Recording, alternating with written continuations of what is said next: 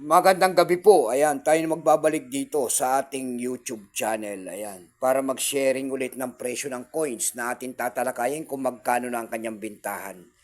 Sa ating mga coins na bintahan po ng coins pandaigdigan. Ayan. Magandang gabi po sa inyong lahat. Ang pag-usapan natin barya guys, ito po ay 2 pesos po. Ayan. Ito po ay 2 pesos year 1994. Ni Andres Bonifacio po. Ayan. Small type po ito kasi may malaki po. 2 pesos nyog kung tawagin nila. Ayan. Nyog po and 2 pesos po. Ang scientific name po niyan ay Cocos nocifera.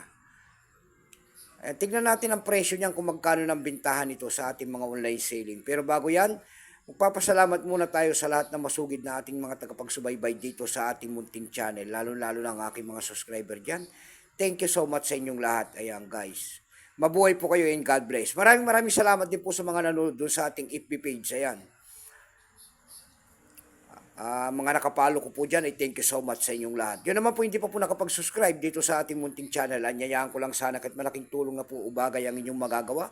Tulad na lamang po sana ng pagpindot ng ating subscribe button, like and share para ma-update ko naman kayo sa mga bago ko pang ilalabas na video about coins. Ayan.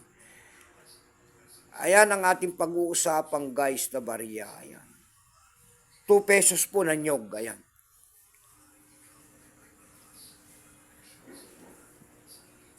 Dako naman tayo sa kanyang price guys. Ayan. Doon sa ating EV.com po nito. Ayan.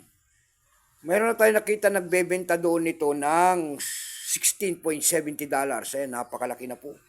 Mayroon na rin tayo nakita nito na $3.50. Yung pinakamababa po na bintahan doon ay $2.99.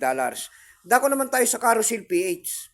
Sa Carousel PH guys, nagtingin-tingin tayo ng presyo nito. Ayan, ang seller po ay si Willie Bill. Ayan, yung kanyang year 1994 doon, binibenta niya po ng 3,800.